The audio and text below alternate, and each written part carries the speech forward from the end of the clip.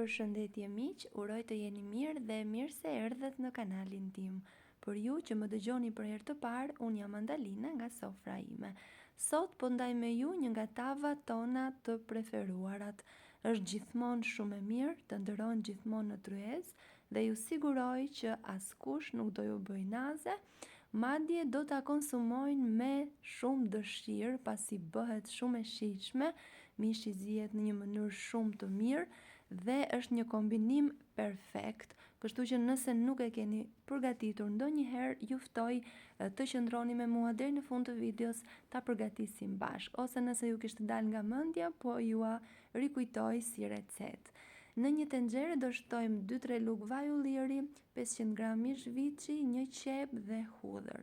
Dhe do t'i skuqim në temperaturë të ngadaltë të gjithë bashk sa qepa të zbutet dhe mishi të ndryshoj pak ngjyrë, jo shumë.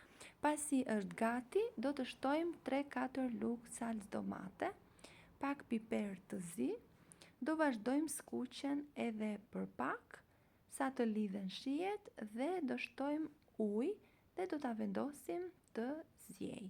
Zierja në bazë të mishit që do përdorni. Unë kam përdorur mish viçi dhe ai zieu shumë shpejt. Ndërkohë që mishi zihen, në një tjetër tavë me pak vaj ulliri do të skuqim makaronat e vogla, sa të marrin ngjyrë të artë. Mund t'i vendosni edhe pa skuqur, por kur skuqen pak para, ato nuk ngjisin me njëra tjetrën dhe bëhet akoma shumë herë më e shijshme. Do t'i skuqim pak derisa të marrin pak ngjyrë, keni kujdes pa e djegur. Pasi mishi është gati, do ta rregullojmë me krip sipas dëshirës. Kripën mund ta vendosni edhe në fillim, por unë këtë radhë e vendosa në fund.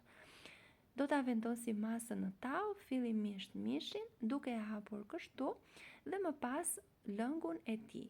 Nëse nevojitet ujë shtesë, mund të shtoni edhe ujë. Kjo lloj makarone do raportin e ujit 1:2.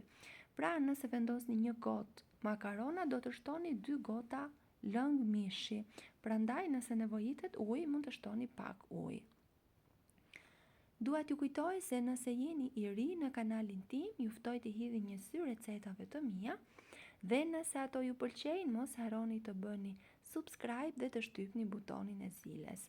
Kështu do njoftoheni për çdo recetë të re të postuar. Çdo ditë postohet një recetë. Tavën do ta pjekim në 200 gradë derisa të jetë gati, të marrë këtë ngjyrën e mirë dhe makaronat e vogla të jenë zier, të jenë të buta dhe jo të thata. Dhe e keni gati. Nuk dua të harroj pa thënë se është kënaqësi për mua gjithmonë të mësoj se nga cili vend i Shqipërisë apo i botës më ndiqni. Nëse keni dëshirë, mund të më shkruani në koment. Nëse ju pëlqeu kjo recetë, mos harroni të bëni like. Faleminderit.